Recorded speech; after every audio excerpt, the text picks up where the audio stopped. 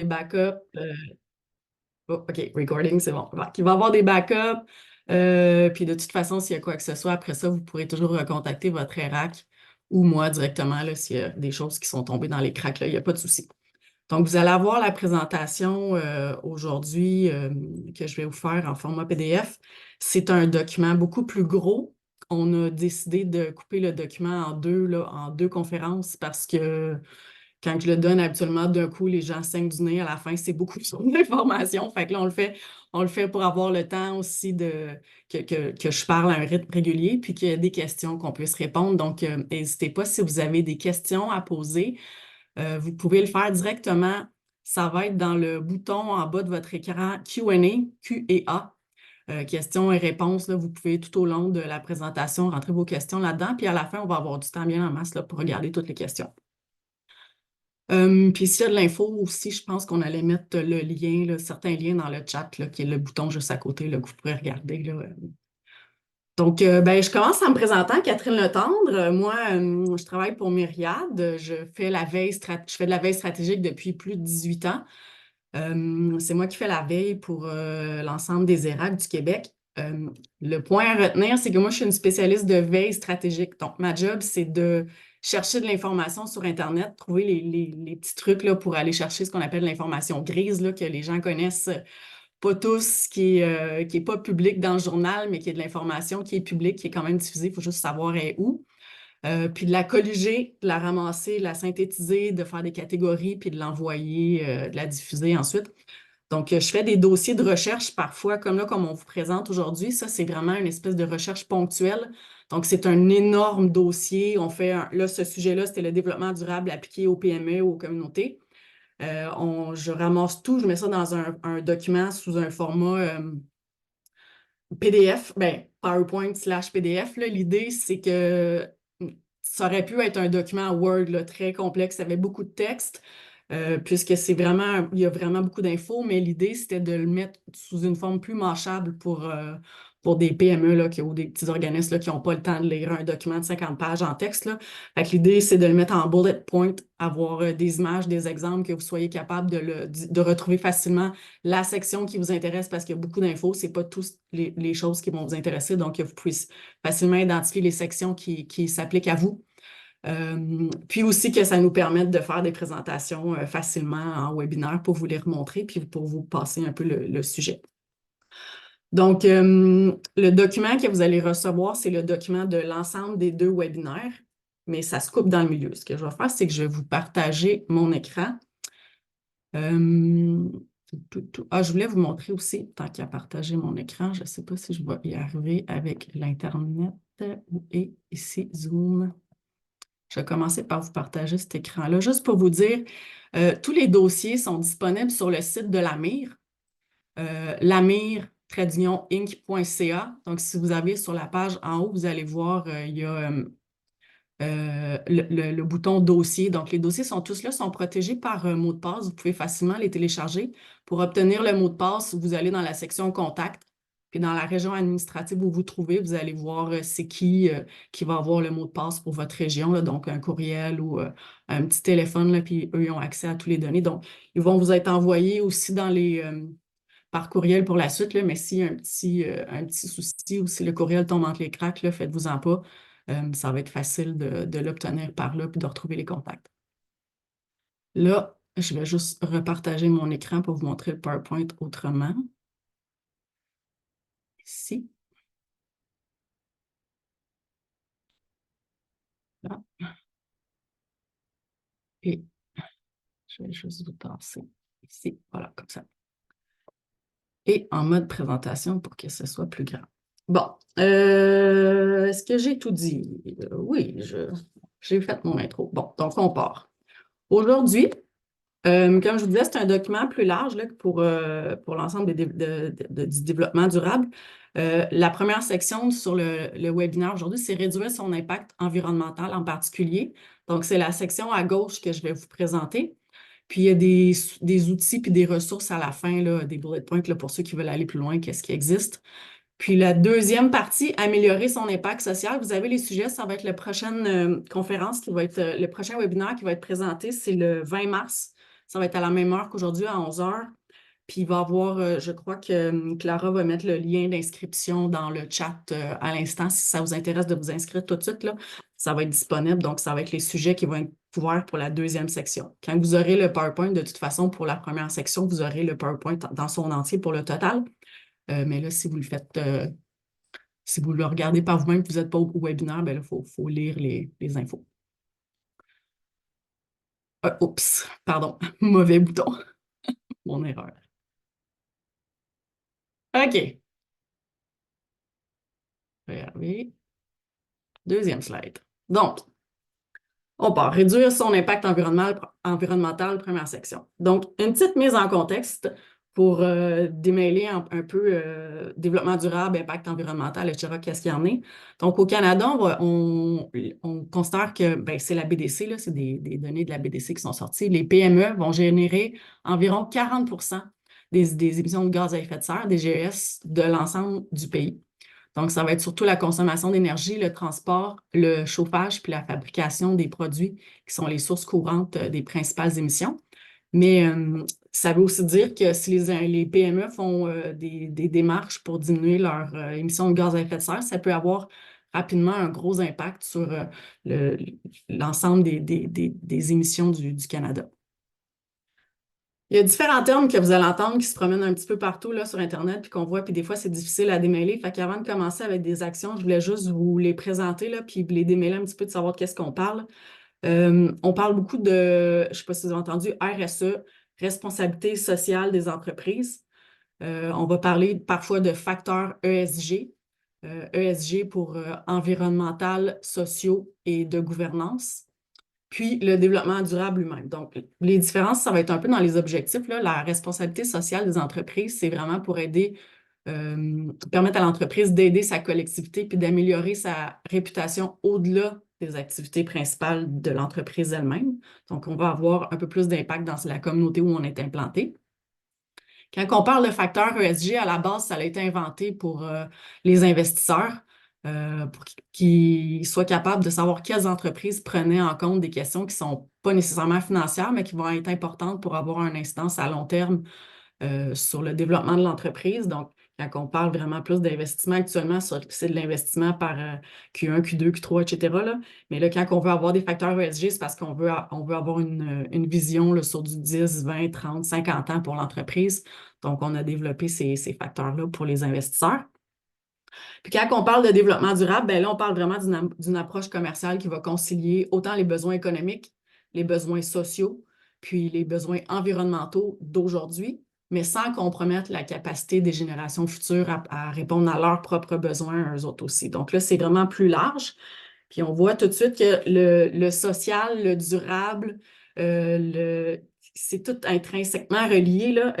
C'est pas juste des changements climatiques, là. Quand on parle de développement durable, on va aussi parler là, de l'impact que ça va avoir sur nos employés, de l'impact que ça va avoir sur la communauté dans laquelle notre organisme, entreprise est établi. Donc, c'est vraiment très large, le développement durable. C'est pour ça qu'aujourd'hui, c'est vraiment la partie réduire l'impact environnemental.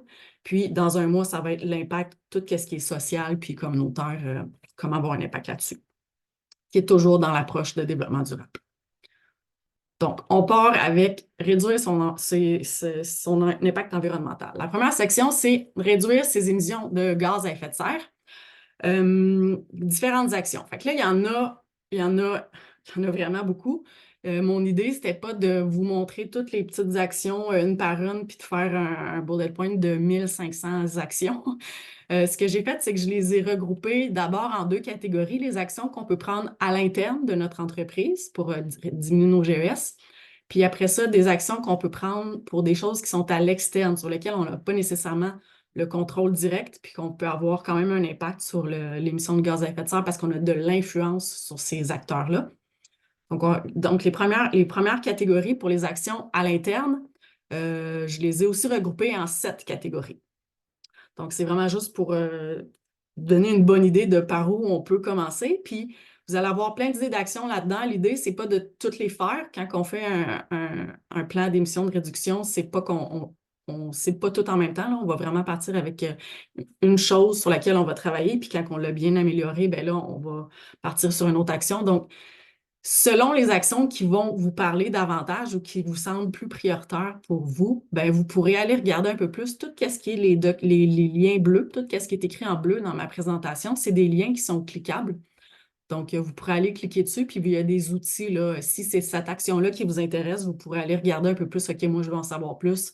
Il y a des guides là-dessus, il y a des outils. Là, par exemple, il y a un calculateur. Donc, au niveau des actions à l'interne, première catégorie d'actions à l'interne, ça serait d'intégrer le climat à votre stratégie d'entreprise. Comment on fait ça? Donc, on peut faire ça de plusieurs façons. Première façon, ça va être carrément de calculer vos émissions de GES. Probablement que vous ne savez pas exactement combien de tonnes d'équivalence de CO2 vous faites par année. Donc, on se dit, OK, on va avoir des données, on va les calculer. C'est quand même une méthode assez complexe, là, calculer ces GES. Donc, le premier lien, calculateur de GES, c'est un calculateur, encore une fois, de la BDC, qui ont monté une méthode simplifiée qui est destinée spécifiquement aux entreprises de 50 employés et moins. Donc, ça, c'est une bonne façon, là, parce que c'est sûr que quand on est une grande entreprise, on a quelqu'un qui fait ça, ou on a un consultant externe, on lui donne, puis là, ils ont des experts, mais quand on est une PME ou quand on est une TPE, calculer ses émissions de GES, ça semble complexe. Donc là, ça, c'est vraiment une belle façon de faire. Il y a un petit guide que vous allez télécharger sur le site, là, puis ça vient aussi avec le fichier Excel. Quand on calcule ces émissions, c'est de dire combien, par exemple, je sais que je brûle du gaz dans mes transports à chaque année. Puis là, vous allez avoir comment calculer combien vous en brûlez. Puis là, on multiplie ça par un facteur d'équivalence. Si vous mettez du gaz, ben, c'est quoi le facteur d'équivalence du gaz? Si vous brûlez de la biomasse, ben, c'est quoi le facteur d'équivalence de la biomasse? Puis là, on multiplie, puis on a exactement combien de tonnes d'équivalence de CO2 qu'on émet. Puis ce guide-là vous les fournit. Il va vous donner tous les facteurs d'équivalence. Ça va donner vraiment des bonnes règles du pouce. C'est une façon super facile de commencer. Puis c'est spécifiquement pour des données du Canada, puis même des fois, on a des données spécifiques par province, parce qu'on sait que si vous avez de l'électricité au Québec, ben c'est de l'hydroélectricité, ça n'a pas le même poids de CO2 que si vous brûlez du pétrole en Alberta, là. Donc, quand c'est disponible pour le Québec, c'est différent. Les infos sont toutes là. Fait que c'est vraiment spécifiquement aux petites entreprises de 50 employés et moins. C'est un beau moyen de commencer. Un autre outil, quoi faire une fois qu'on a calculé son empreinte carbone d'entreprise, vous pourrez aller regarder qu'est-ce qu'il y en a. Deuxième façon d'intégrer le climat à votre stratégie d'entreprise, ça serait de réaliser un audit énergétique. Là, on va parler plus de bilan carbone. Donc, vous pouvez aller calculer vos émissions pour certaines choses, mais là, le bilan carbone va vous donner une idée plus globale. Ça peut être l'idée globale de l'entreprise au complet, mais ça peut être juste un bilan carbone. Si vous avez 2 usines, bien, vous pouvez faire un bilan carbone juste pour une des 2 usines. Ou si vous avez un projet à mettre en place, vous voulez remplacer une chaudière, vous voulez remplacer vos véhicules, bien, vous pouvez faire un bilan carbone juste pour votre projet aussi. Donc, ça va être une bonne façon, en réalisant un audit, d'identifier ça va être où vos priorités. Ça va être quoi les actions sur lesquelles vous allez devoir travailler en premier, parce que c'est quoi? C'est où, chez vous, qu'on émet le plus de GES? C'est où qu'avec le moindre effort, je vais avoir le meilleur résultat pour débuter? Donc, ça va être une bonne façon de commencer à intégrer le climat à votre stratégie d'entreprise. Les premières étapes, là, avoir une bonne idée de c'est quoi la réalité, le diagnostic actuel. Une autre façon de faire, ça pourrait être tout simplement d'adopter un plan de mobilité durable dans votre entreprise. Par exemple, j'ai mis quelques exemples ici. Vous pouvez inciter au covoiturage par un service de mise en relation interne. Donc, il y a déjà des plateformes qui existent que vous pouvez juste payer un montant mensuel, puis ça vous permet là, que les employés qui arrivent de certains quartiers, de certaines villes, qui ont les mêmes horaires de chiffre de travail, peuvent se mettre en relation puis faire du covoiturage. Donc, ça peut être une façon de faire. Mettre en place un stationnement de vélo avec des douches dans l'entreprise pour favoriser les gens qui font un effort là-dessus. Privilégier le transport en commun à travers le remboursement d'abonnement de la passe. Si dans votre ville, il y a un bon service de transport en commun, ça peut être une façon de faire. Réduire les déplacements domicile-travail, le télétravail, si c'est possible. C'est pas tout le monde, c'est pas toujours possible pour des entreprises manufacturières ou qui ont pignon sur rue, mais pour certains, des fois, un jour, 2 jours par mois, télétravail, ça peut être une façon aussi d'avoir un petit impact sur vos GES. Offrir des alternatives au déplacement professionnel. Quand vous avez des conférences, des salons où vous allez, peut-être que des fois, une fois qu'on est rendu là-bas, il y a des choses qu'on fait et qu'on pourrait faire autrement, puis favoriser vraiment un développement durable, louer des voitures hybrides pour se rendre ou des choses comme ça, plutôt que ou si on est dans une grosse ville, ben, on favorise les gens qui vont se déplacer en transport en commun ou qui vont prendre des hôtels qui ont une certification, des choses comme ça. Donc, ça peut être tous des petits points euh, pour adopter une stratégie de mobilité durable. Une autre façon de faire, gérer vos déchets. Le retour sur investissement moyen des PME au Canada qui ont amélioré leur gestion de déchets organiques, c'est 14 mois. Donc, en dedans de 14 mois, ils sont revenus dans leur investissement. Vous avez des outils ici, là, comment effectuer un audit de votre gestion de déchets, comment réduire les déchets alimentaires aussi dans votre entreprise. Utilisez le numérique à bon escient. Les centres de données là, qui sont un peu partout dans le monde, là, c'est des grandes émettrices, c'est des grands émetteurs de CO2. Donc, si vous décidez que vous avez une stratégie numérique qui est faible en émissions de GES, ça peut avoir un impact sur votre résultat global. Donc, des petites façons de faire, ça peut être simplement dans vos courriels, de remplacer les pièces jointes par des liens. Par exemple, plutôt que de vous envoyer à tout le monde le PDF de cette présentation-là aujourd'hui, il est sur le site, vous avez le mot de passe, puis vous allez pouvoir aller le télécharger vous-même. Donc, en réalité, plutôt que d'envoyer ce document-là plein de fois dans des courriels qui se transfèrent, ben, il est juste à une place, puis il va être téléchargé juste la fois que la personne va en avoir de besoin. Donc, ça a un meilleur impact. Diminuer le poids de vos sites web, abaisser la taille des photos que vous hébergez, abaisser la qualité des vidéos. Tu sais. Des fois, on fait des vidéos en format qui pourrait être vu sur un très grand écran de télévision, alors que c'est vraiment destiné à des appareils mobiles. Ben là, peut-être que la qualité du vidéo qu'on héberge pourrait être plus basse. Puis sur l'écran, on ne verra pas la différence. Diminuer le poids de nos infolettres aussi, ça peut être une façon de faire, d'avoir une stratégie numérique. Réduire le nombre de réseaux sociaux utilisés plutôt que d'être sur LinkedIn, Facebook, Pinterest, Instagram, etc. Ben, d'en cibler un, deux ou trois. Mais ça, même pour une très petite entreprise, c'est une belle stratégie. Si vous n'avez pas toujours les ressources d'être sur plein de réseaux en même temps parce que ça fait trop de doublons, puis la personne prend beaucoup de temps à gérer tout ça. Ben, vous pouvez juste dire que ça fait partie de votre stratégie de développement durable. Vous allez cibler une façon de faire, puis là, vous allez communiquer que vous, en tant que dans votre stratégie de développement durable, c'est de diminuer votre empreinte numérique. Donc, ça en fait partie. Vous avez ciblé juste un ou deux médias sociaux, puis les gens qui sont sensibles à cette cause-là vont très bien comprendre. Puis vous, mais en même temps, ça vous permet de mieux gérer vos réseaux sociaux sans en avoir trop, puis être débordé. Choisir des logiciels open source aussi, tout ce qui est la suite Google, là, des fois, c'est hébergé juste à un endroit, donc ça a moins d'impact sociaux que d'impact sur les GES que quand on a des logiciels qui sont téléchargés et qui sont réutilisés par plusieurs postes.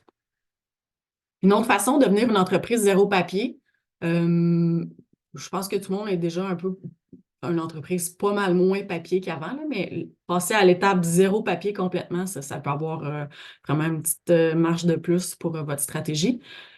Puis ça, en plus, ça a le double impact ou le triple impact que si vous voulez faire votre virage numérique, ben la première étape, ça va être d'être zéro papier. Si vous voulez installer des applications d'intelligence artificielle de plus en plus qui se développent pour des petites entreprises, là, qui était le sujet de notre webinaire précédent le mois passé, des applications concrètes pour PME en intelligence artificielle. Ben, le zéro papier, c'est toujours votre première étape. Du moment que vous voulez utiliser de l'intelligence artificielle ou faire des virages numériques, il faut que vos données soient numérisées.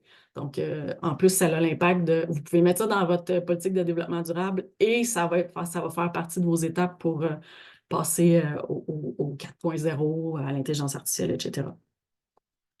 Une autre petite façon simple, favoriser des circuits alimentaires courts. Si vous faites des lunch and learn, si vous faites des réunions, si vous faites des AGA, utiliser des fournisseurs locaux pour les collations, pour les repas. S'il y en a qui offrent de l'emballage écologique réutilisable aussi, c'est une bonne façon. Vous ne faites pas de déchets en plus. Donc, ils repartent avec leur contenant à la fin de vos événements. Deuxième catégorie d'action à l'interne, sensibiliser son équipe aux enjeux climatiques. Donc, le ROI moyen des PME au Canada, toujours, pour ceux qui ont sensibilisé le personnel. Quand on parle de sensibiliser, on parle de formation ou d'en jaser là, avec vos employés. C'est 9 mois. Donc, une première façon, ça peut être juste de mettre en place des petits éco-gestes, éteindre les lumières, réduire la température le week-end, pas laisser l'eau couler inutilement. Ou si vous avez un petit peu plus de budget ou que vous êtes tanné de gérer vos employés comme des ados qui ont laissé couler l'eau trop longtemps, là, vous pouvez intégrer carrément la domotique à votre entreprise pour que tout ça, ça soit automatisé puis optimisé pour utiliser le moins d'énergie possible. Donc, vous avez dans les outils comment élaborer un plan d'action pour sensibiliser davantage votre personnel au changement climatique. Puis un autre très intéressant, c'est un petit test qui est en ligne, qui est vraiment pas très long. Je pense que c'est 10 ou 20 questions. C'est une bonne façon de commencer à sensibiliser votre équipe. Vous envoyez ça, on dit OK, tout le monde, on passe le test, puis on regarde à quel point on a des bonnes connaissances en changement climatique. Ça peut être une bonne façon d'améliorer pas d'améliorer, mais de commencer à sensibiliser. Puis après ça, ça va vous donner des pistes d'action aussi pour dire OK, où est-ce que je devrais travailler davantage? Qu'est-ce qu'on ne connaît pas? Quel genre de personnes on pourrait peut-être, quel formateur qu'on pourrait inviter dans l'entreprise pour améliorer justement une section où on n'était pas très à l'aise ou qu'on s'est rendu compte qu'on n'avait pas les bonnes infos. Troisième catégorie, produire de l'énergie renouvelable carrément sur place, que ce soit avec des éoliennes, avec du solaire. Donc, ROI moyen, 18 mois, ce qui est quand même assez rapide, là. Donc, vous avez comment évaluer l'impact financier. Ça, c'est sûr que c'est plus des investissements habituellement plus gros, là. Ça prend un peu plus de budget pour le solaire. Puis, comment installer le bon système d'énergie solaire carrément pour votre entreprise. Quatrième catégorie, repenser son parc automobile. Il y a différentes façons de faire ça. Ça va dépendre à quel point vous avez du transport dans votre entreprise. Donc, ça peut être si vous avez 1 ou 2 véhicules versus vous avez 10 véhicules, c'est sûr que ça ne sera pas la même stratégie. Vous pouvez simplement optimiser votre flotte des véhicules. ROI moyen, 22 mois. Vous pouvez opter pour des modèles électriques. Donc, à chaque fois qu'on vous avez un véhicule à renouveler, ben, ça peut être intéressant de regarder soit un hybride, soit un électrique, là, selon ce qui est disponible. Puis selon les besoins que vous avez aussi, qu'ils soient accessibles. On s'entend que si vous êtes dans le domaine des trucs d'urgence, vous ne pourrez pas prendre quelque chose qui est 100% électrique, là. Installer des bornes de recharge dans votre stationnement d'entreprise aussi, ça peut être une bonne façon d'encourager vos employés qui sont déjà dans le mouvement, puis de leur donner un peu plus de place, un peu plus de lead, puis d'en reparler aux autres. Donc, toujours des outils comme installer des bornes de recharge, comment réduire l'empreinte carbone de votre flotte de véhicules, comment électrifier votre flotte de véhicules. Si vous voulez aller plus loin, si c'est des sujets qui vous intéressent, vous avez des outils. Cinquième catégorie, optimiser l'entreprise carrément. Donc, soit vous pouvez optimiser l'ensemble des processus. Là, ça va être d'analyser votre chaîne de fabrication puis de voir c'est où il y a du gaspillage, que ce soit du gaspillage d'eau, du gaspillage d'énergie, du gaspillage de temps, peu importe. L'idée, ça va être de faire plus avec moins, ça va être de rendre votre entreprise beaucoup plus efficiente, puis d'aller grappiller là, tous les petits morceaux où est-ce que vous êtes capable d'aller gagner un petit peu de points de réduction de gaz à effet de serre. C'est sûr que l'industrie 4.0, l'intelligence artificielle puis la robotique aussi, si vous avez plus de budget, ça peut être une bonne façon là, pour optimiser les processus de votre entreprise puis de faire des points aussi en diminuant vos GES. Une autre façon pour optimiser l'entreprise, ça va être au niveau des équipements de production. Donc là, vraiment spécifiquement, si vous êtes une entreprise manufacturière, maximiser l'efficacité. Donc, vous avez des outils, là, comment réduire son impact environnemental pour l'équipement, comment réduire des émissions des équipements dans les entrepôts, spécifiquement pour la section entrepôt aussi, vous avez un peu plus d'infos là-dessus. Ça peut être ensuite d'optimiser votre système HVAC. On dit au Canada, données de novembre 2003, 57% de l'énergie consommée dans des bâtiments commerciaux et institutionnels est utilisée pour le chauffage. Donc, optimiser un système de CVC ou HVAC, c'est vraiment un gain qui peut avoir des retombées rapides. ROI moyen en dedans de 2 ans, donc ça aussi, c'est intéressant. Vous avez 7 façons d'améliorer l'efficacité énergétique de votre immeuble, puis comment faire l'entretien du système HVAC pour un maximum d'efficacité. Puis là, ben, si vous êtes propriétaire du bâtiment, si votre bâtiment est vieillissant, si vous savez qu'il y a vraiment des problématiques à ce niveau-là, ben, rénover carrément le bâtiment pour réduire des émissions, là, ça peut être intéressant. Donc, un guide pratique de la rénovation énergétique de votre bâtiment. 6e catégorie, je vous rappelle qu'il y en a 7, donc on est à l'avant-dernière. Construire une chaîne d'approvisionnement durable. Donc, ROI moyen pour des PME qui vont avoir réduit les émissions de leur chaîne d'approvisionnement, un petit peu plus qu'un an, 13 mois. Donc, c'est quoi les étapes? Là, c'est un peu plus complexe là, parce que là, on s'en va dans l'influence de... On choisit nos fournisseurs, mais des fois, on a moins de choix. Donc là, on va essayer d'influencer ceux qu'on a déjà ou ceux avec qui on veut travailler, à embarquer dans dans notre démarche. Donc là, ça commence à être un peu plus, mettons, Ninja niveau 2, là, un petit peu plus difficile. Là. Si vous avez fait les autres étapes d'avant, tout est géré, là, puis là, vous cherchez un plus gros défi, là, ben ça peut être une bonne étape, une nouvelle marche. Donc, les étapes pour faire ça, ça va être commencer par cartographier votre chaîne d'approvisionnement. Puis, c'est où qu'il y a le plus d'émissions? Donc là, vous allez souvent on dit faire des catégories de fournisseurs. Donc, il va y avoir des fournisseurs de matières premières, vous allez avoir des fournisseurs de produits transformés, vous avez ceux qui font le transport pour vous de vos marchandises, etc. Donc, selon des catégories, vous allez voir qu'il y en a qui vont émettre davantage d'émissions que d'autres. Puis habituellement, c'est par là qu'on va commencer. On va commencer avec ceux qui émettent le plus pour pouvoir avoir un plus grand impact. Donc vous avez cartographié votre chaîne, vous savez où est-ce que vous devriez commencer. Fait que là, on entre en contact avec ses principaux fournisseurs. Donc, l'idée, ça va être vraiment de voir s'ils sont ouverts à faire des changements. Si vous en avez déjà qui sont dans une démarche de développement durable et qui ont de l'avance sur vous, bien là, ça peut être une belle source d'information de dire, OK, avec qui tu travailles, qu'est-ce qu'on pourrait faire, je vais embarquer, y a-t-il d'autres choses que je pourrais faire avec toi puis qu'on pourrait se partager, etc. Donc, ça, c'est une belle façon de faire. Puis de voir avec eux, bien, s'ils ne sont pas déjà dans la démarche, bien, il y en a-tu qui ont des valeurs puis qui sont dans la même vision que votre entreprise puis qui seraient prêts à faire des efforts avec vous. Puis là, ben, vous allez recueillir des données avec, si oui, s'ils sont intéressés, on recueille leurs données à eux. On voit, OK, bon, est-ce que tu sais, toi, combien tu fais d'émissions de GES quand tu fais telle activité qui est dans ma chaîne d'approvisionnement? Puis on va se fixer des objectifs réalistes ensemble pour dire, OK, ça serait quoi l'année prochaine qu'on pourrait faire ensemble pour diminuer ça? Si à l'étape 2, le fournisseur vous a dit non, ça ne m'intéresse pas, bien là, on passe à l'étape 4, on trouve des fournisseurs verts. Donc, allez voir, est-ce que vous en avez qui existent déjà, qui sont déjà engagés? Est-ce qu'il y en a qui ont déjà des certifications vertes en place? Est-ce qu'il y en a qui font déjà des choses en termes de RSE ou de ESG? Déjà là, ils ont peut-être une ouverture à faire des démarches de réduction des GES avec vous. Donc, là, on va essayer de voir lesquels fournisseurs ont des grosses émissions qui ne sont pas intéressés à travailler avec nous. Ça serait quoi nos autres options pour améliorer? Donc, un peu plus d'outils si ça vous intéresse. Donc, 7 étapes pour décarboniser sa chaîne d'approvisionnement, puis travailler avec des entreprises fournisseurs pour une chaîne d'approvisionnement plus durable. OK, dernière catégorie pour les actions à l'interne. Carrément, obtenir une certification environnementale. Ça prend plus de temps, c'est beaucoup d'efforts. Souvent, ça va être coûteux aussi, mais là, vous êtes sûr que c'est sa coche.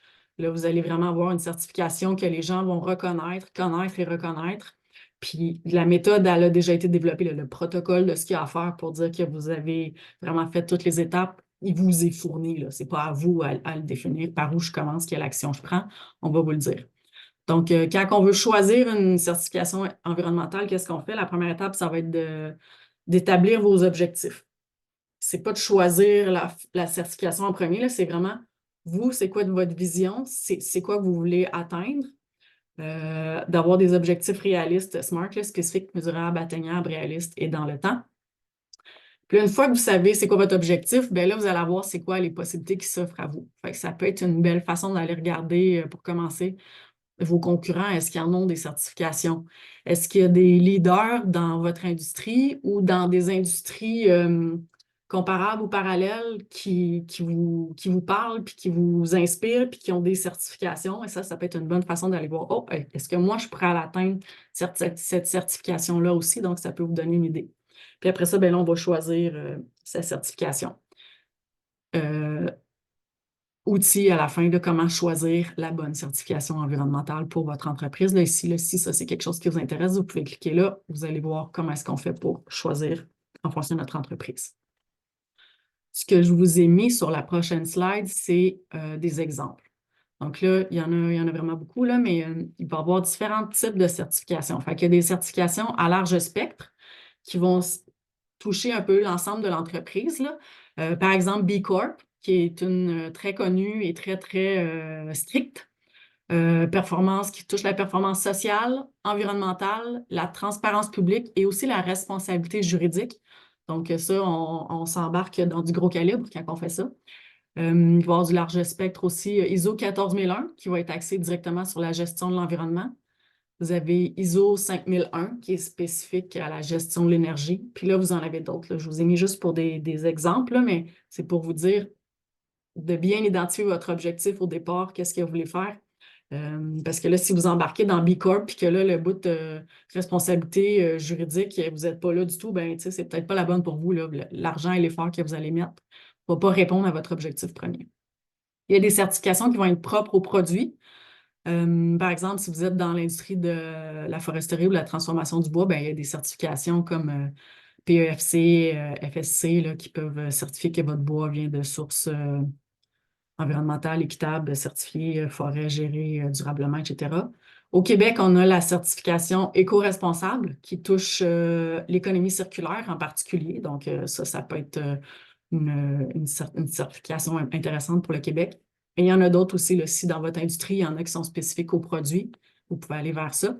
Puis il y en a qui vont être spécifiques à une industrie. Par exemple, norme canadienne de la culture biologique ou le tourisme durable. Donc, ça se peut que dans votre industrie, il y a ça va être vous, là. Vous allez voir qu'est-ce que vos concurrents y ont, c'est qui les consultants qui vous approchent pour voir si ça vous intéresse d'implanter leur certification, là. Fait que ça va déjà vous donner une idée de qu'est-ce qui se joue dans votre domaine puis qui pourrait vous intéresser si vous voulez un petit peu plus large pour l'industrie.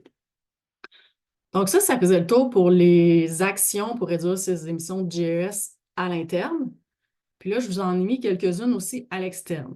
C'est sûr qu'à l'externe, ça va être c'est peut-être comme pas votre première étape là, parce que ça va être un petit peu plus difficile parce que c'est des choses sur lesquelles vous n'avez pas de pouvoir, ça va être des choses sur lesquelles vous avez plus de l'influence. Fait que si vous avez fait vous-même à l'interne vos premières démarches, puis vous avez démontré que vous avez commencé à réduire, bien là, c'est plus facile après de vendre son pitch à son fournisseur, à son partenaire, à son client, etc. là. Donc, voici des exemples d'actions à l'externe. Donc, se tourner vers des fournisseurs d'énergie renouvelable, c'est tout le temps le premier qui ressort. Au Québec, ce n'est pas le plus excitant parce que partout dans le monde, ils sont chauffés souvent au charbon, au gaz, au nucléaire. Donc, c'est pas, leur impact de CO2 est énorme. Là, fait que ça a un impact rapide s'ils vont changer de fournisseur pour un qui est renouvelable. Mais nous, au Québec, si c'est de l'électricité, ben c'est de l'hydroélectricité. Fait que le facteur d'équivalence, ce que je vous parlais dans le début, comment calculer ces émissions, là, on a combien je consomme d'électricité versus c'est quoi le facteur d'équivalence de l'électricité au Québec. Bien là, il n'est pas très gros, parce que notre impact avec l'hydroélectricité, c'est pas mal un des meilleurs avec le vent ou avec le solaire comparé à du mazout ou à n'importe quoi d'autre. Mais par exemple, si vous avez une chaudière au mazout, ben là, se trouver des fournisseurs de biomasse, ça pourrait être intéressant. Puis là, ben, ça a un gain assez rapide. Deuxième façon, faire partie d'un réseau pour échanger des ressources ou mettre en commun des services et des équipements. Si vous avez d'autres personnes dans votre coin qui ont les mêmes, vous voyez, qui ont des politiques de développement durable aussi, mais peut-être qu'il y a des ressources que vous utilisez puis que vous pourriez partager, puis que ce soit au niveau du transport, de la logistique, des entrepôts, ce qui pourrait avoir des impacts là, sur vos émissions. Choisir des investisseurs conscients de l'environnement. C'est sûr que ça dépend où est-ce que vous êtes dans vos niveaux financiers, là, mais quand on a des politiques de développement durable, on va avoir accès aussi souvent à des investisseurs qui sont spécifiques là-dedans. Donc, il y a des fonds là, qui vont soudainement vous être accessibles, là, qui ne sont pas à ceux qui n'ont pas de démarche. Donc, ça peut être intéressant aussi. S'entourer de partenaires qui vont partager les mêmes valeurs que vous. Donc, regardez c'est qui a des mêmes certifications, qui a sur ses produits ou sur ses méthodes, puis allez voir si c'est possible de faire des partenariats avec ces gens-là. Privilégier la publicité écologique à la publicité de masse. Donc là, on va parler ici de slow content. On va proposer du contenu qui va être plus qualitatif que quantitatif. Puis l'idée, c'est de diffuser moins d'informations, mais de l'information qui va être à plus haute valeur ajoutée pour la personne qui le reçoit. Donc là, on va parler encore ici peut-être plus d'un impact numérique sur votre pub. Donc là, l'idée, ça va être vraiment là, de cibler, de dire, ben moi, ça fait partie. Je ne t'envoie pas 10 millions de contenus marketing. Je n'achète pas des panneaux publicitaires. Je fais plutôt juste beaucoup moins d'actions, mais très, très ciblées, puis très, très à valeur ajoutée pour les gens. Là, l'IA peut vous aider à faire ça pour le ciblage, là. Et ça peut être une façon aussi d'avoir moins d'impact que juste faire de l'envoi de masse à tout le monde, puis d'avoir autant soit un impact papier ou un impact numérique plus grand. Optimiser le taux de remplissage des véhicules de livraison, bien là, s'il y a d'autres entreprises proches qui font les mêmes secteurs que vous, qui couvrent les mêmes secteurs, ou s'il y a vous allez tout le temps dans une même ville, puis là, ben, si on voit qu'il y a des partenaires dans cette ville-là qui, eux, font le trajet inverse avec un camion aussi, bien là, peut-être qu'il y a des camions à vide qui pourraient se partager, là. Ça, c'est un petit peu plus complexe. Absolument, on va avoir besoin d'organismes d'aide au développement économique là, pour cibler entre les régions qu'est-ce qu'il y a à faire là-dedans. Mais il y en existe. Là. Je sais même qu'il y a des logiciels là, qui permettent de trouver là, les routes optimales en fonction de qu'est-ce qui est livré où. Ça se fait beaucoup dans le bois, entre autres. Mettre en place des actions de compensation carbone. Bon, fait que l'idée, c'est de réduire ces GES. Vous ne serez pas à zéro d'ici 5 ans, là, malgré tout ce qu'on peut signer en entente de Kyoto, etc., de nos belles idées. Là. Fait qu'il va, tu sais, surtout la première année, deuxième année, troisième année, il va vous en rester. Si vous voulez vraiment dire, ben moi, j'aimerais ça arriver neutre, zéro, ben là, il y a toujours la possibilité de faire des actions de compensation. Fait que la plus connue, c'est acheter des crédits carbone, carrément. Puis, OK, bon, ben moi, il me reste, mon entreprise a tel impact, fait que je vais aller acheter l'équivalent en crédit carbone de cet impact-là. Les grandes entreprises, de toute façon, sont obligées. Là, on a le marché du carbone, la bourse du carbone entre le Québec puis la Californie. Je pense qu'il y a Washington aussi qui est supposé de se joindre là, prochainement. Là. Donc, il y en a déjà qui le font de façon obligatoire, mais il y a déjà des modèles pour voir comment on peut le faire de façon volontaire. Puis il y en a qui vendent des crédits carbone. Il y a des sites québécois qui existent pour acheter des crédits carbone directement au Québec. Investir dans des projets de reforestation aussi, ça, c'est une qui est assez connue. Puis, de plus en plus, investir dans des technologies de capture de carbone. Dans beaucoup d'industries, il y a des startups là, qui se lèvent de capture de carbone. Il y a beaucoup, beaucoup d'investissements là-dedans. Donc, ça peut être une façon aussi là, de compenser vos émissions de GES. À retenir, la dernière petite phrase en bas, la réduction des GES, ce n'est pas un projet ponctuel, ce n'est pas une chose que vous allez faire tout au complet, one shot deal, puis c'est fini. C'est un processus d'amélioration continue. Donc, l'idée, c'est de partir quelque part, d'avoir un objectif pour l'an 1. Puis, si après l'an 1, on ne l'a pas bien géré, bien l'an 2, OK, comment on fait pour l'améliorer? Puis, une fois qu'on l'atteint, bien là, on rajoute d'autres actions. Puis, on grossit jusqu'à temps qu'on ait une politique qui est bien étoffée. Mais ça va être à long terme, ça va être en tout temps, puis ça va être tout le temps de trouver des meilleures façons d'être plus efficient puis de produire moins de gaz à effet de serre. Bon, je ne suis pas pire dans mon temps, c'est bon. Politique de développement durable. OK. Fait que là, on fait tout ça. Vous avez toutes vos idées d'action. Vous savez où est-ce que vous voulez faire des actions. Mais là, comment qu'on s'enligne là-dessus? Comment qu'on le fait connaître aux gens? Puis comment qu'on structure nos petites actions à gauche, à droite? Fait qu'on va structurer ça avec une politique de développement durable. C'est quoi une politique? En réalité, c'est un guide qui va vous servir autant à vous pour identifier c'est quoi vos priorités, c'est quoi que moi je veux dans la vie, c'est quoi mes objectifs, puis comment je vais faire pour atteindre mon objectif. Puis ça va vous servir aussi à communiquer autour de vous, le fait que vous faites ces choses-là. Donc, c'est sûr que vous avez une stratégie numérique qui fait que vous avez juste un réseau social, un réseau social puis que vous faites du slow content, ben, il faut aviser votre monde là, que c'est en fonction de votre politique de développement durable, sinon ça a juste de l'air louche. T'sais. Donc, on va monter une politique de développement durable. Donc, c'est quoi les bénéfices d'avoir ça? Premièrement, éviter les trois plus gros là, que j'ai vus, là, éviter les mauvaises surprises. Donc, souvent, on va se prémunir contre des hausses de prix de l'essence. C'est sûr que si vous êtes en train de passer à une flotte de véhicules électriques, ben là, vous allez être moins susceptible d'être impacté quand il y a des changements, des restrictions d'approvisionnement, des raretés de ressources, d'incertitudes. Plus notre chaîne d'approvisionnement est durable, plus elle est habituellement stable. Donc, ça peut vraiment éviter des mauvaises surprises. Prendre des décisions opérationnelles plus judicieuses. Là, vous allez avoir collecté beaucoup plus de données sur c'est quoi, c'est où que j'ai mon gaspillage, c'est où que j'ai des émissions, c'est où que je m'améliore. Puis là, vous allez avoir des données en réalité sur votre consommation, en plus d'avoir des données sur vos GES. Puis c'est là que vous allez voir c'est quoi mes gros compte de dépenses. Donc, c'est plus facile de prendre les meilleures décisions en matière de dépenses quand on a les informations.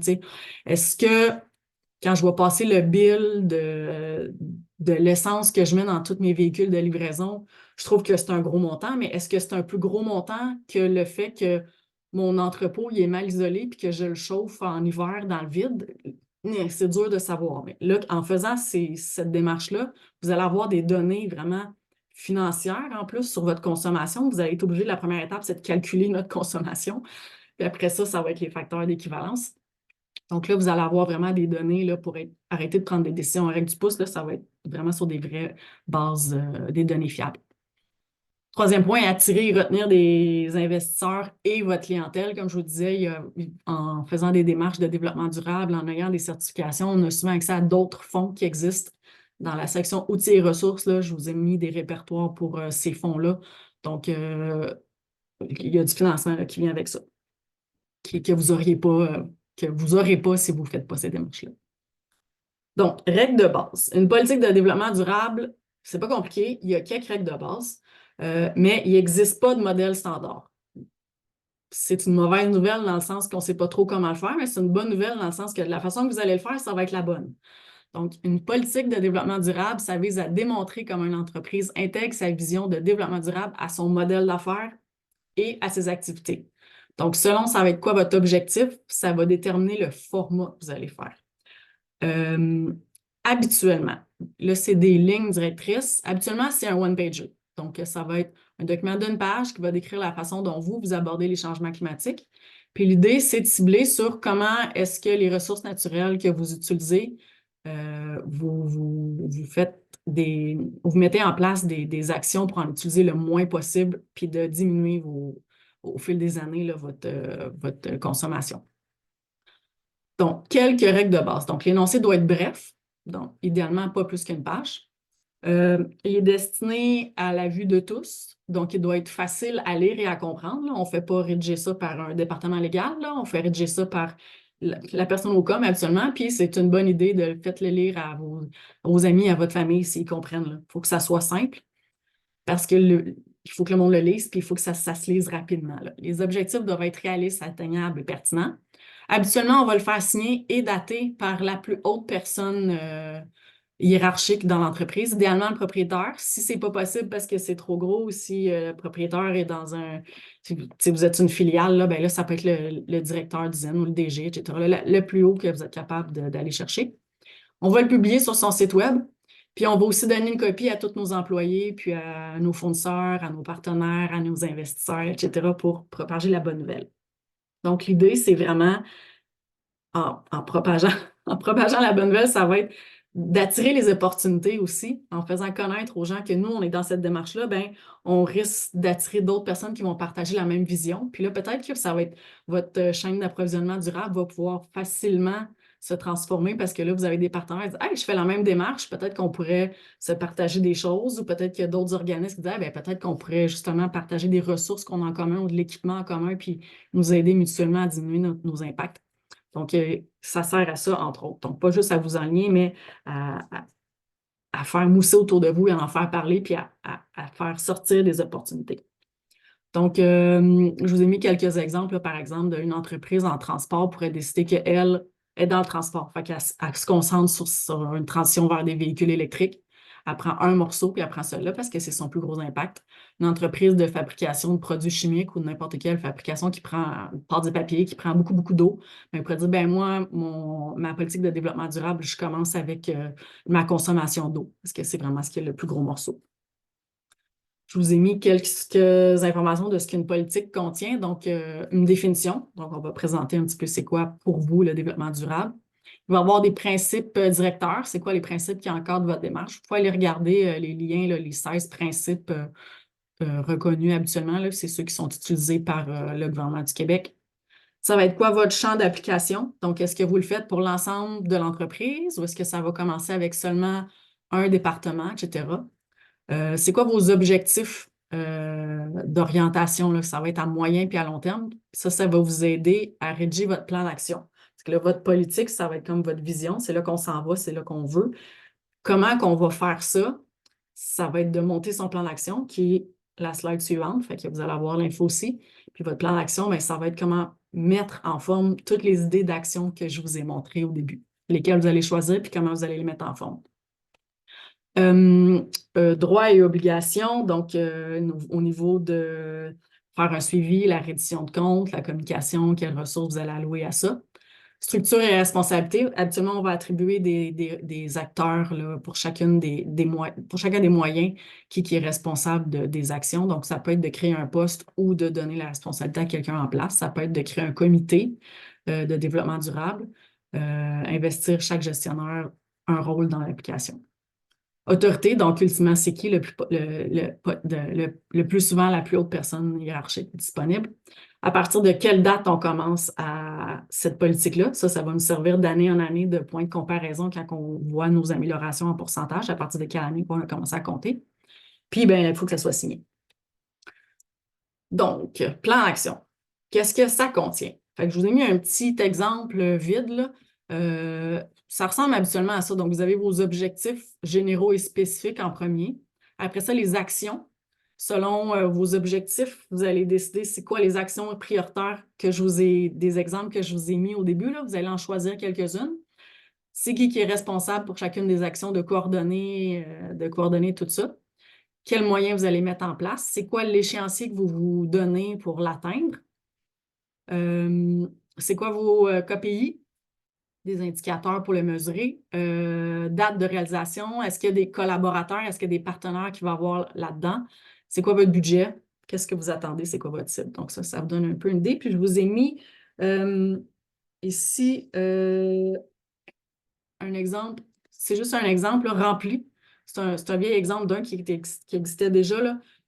C'est juste pour vous donner un petit peu là, à quoi ça ressemble une fois que c'est complété. Donc, aspect environnemental, ça, c'était vraiment eux. Ils en faisaient sur le social, sur l'environnement, sur la gouvernance. Donc, ça, c'était leur aspect au niveau de l'environnement. Par exemple, consommation de carburant. Bien, leur activité qu'ils voulaient cibler, c'était les déplacements d'affaires puis les développements personnels et tous les déplacements dans le cadre du travail, aller rencontrer des clients, etc.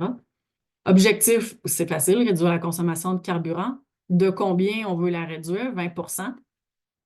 C'est quoi notre KPI? Ben, c'est la consommation de carburant qu'on utilise à chaque année. Fait qu'on calcule à partir de l'an zéro. Par exemple, si l'on est en 2000, ben là, je vois qu'il y a du 2009. Là. Fait que mettons qu'on est en 2008, ben, ce qu'ils veulent, c'est que c'est dans 4 ans, on ait diminué de 20%. Comment qu'on va faire ça? On va adopter des pratiques de conduite éco-énergétique. Donc là, ça va être de mettre en place là, tous nos chauffeurs des meilleures manières de conduire. On va les former à faire ça. Puis là, ben, il y a des responsables qui sont... C'est qui le responsable, puis est-ce qu'il y a des collaborateurs, c'est inscrit. Donc ça peut vous donner une bonne idée. Puis là, je vais passer, c'est bon, il va nous rester un petit peu de temps parce que ce qu'il nous reste à voir, c'est les outils et les ressources. Premièrement, les outils, j'ai mis là, juste ceux-là qui étaient par rapport directement à réduire ses GES. Vous avez un petit guide, là, comment réduire ses GES, un guide étape par étape, la BDC. Vous avez quelques vidéos de notions de base de comptabilisation des GES, là, le calcul que je vous disais. Puis le calculateur, j'ai remis le lien, là, ça c'est la méthode simplifiée pour les 50 employés et moins. Ça marche pour 50 ans, ça marche jusqu'à, je pense, 500 employés là aussi, là. Mais c'est vraiment ciblé. Là. Si vous avez 75 employés, vous pouvez utiliser cette méthode-là quand même. Là. Ensuite, des outils en développement durable, les trois premiers, c'est vraiment intéressant, c'est des outils d'autodiagnostic, donc un de la TD, un du Centre québécois de développement durable, puis un de la BDC. Donc, c'est des petits questionnaires en ligne, pas trop longs, puis ça va vous permettre de vous benchmarker par rapport à d'autres. Toutes les données, par exemple, la boussole TD de la durabilité pour les entreprises, quand vous complétez le formulaire, les données sont anonymisées, mais ça va vous donner à la fin votre résultat de benchmark par rapport aux autres entreprises, aux autres PME qui ont complété, où est-ce que vous vous situez. L'activateur du Centre québécois de développement durable, il va en plus vous donner aussi une planification des pistes d'action en lien avec votre secteur d'activité pour commencer à réduire vos GES. Puis il va y avoir aussi des informations sur la communication, sur comment comment communiquer sur les pratiques que vous mettez en place. Puis celui de la BDC, bien aussi, il va évaluer vos pratiques actuelles puis déterminer les prochaines étapes. Là, ça, c'est juste 10 questions. Là, ça se fait plus rapidement, donc c'est juste comme en ligne générale. Vous avez ensuite des guides, la méthode BNQ, qui va comprendre un guide d'utilisation qui va vous aider pour tous les secteurs. Comment rédiger une politique environnementale? Donc, ça, c'est Info Entrepreneur, puis c'est de l'information sur le format, le contenu, des astuces aussi pour faire la mise à jour, etc. Donc, si vous voulez aller un petit peu plus loin pour rédiger votre politique. Puis, optimiser la chaîne de valeur de la PME.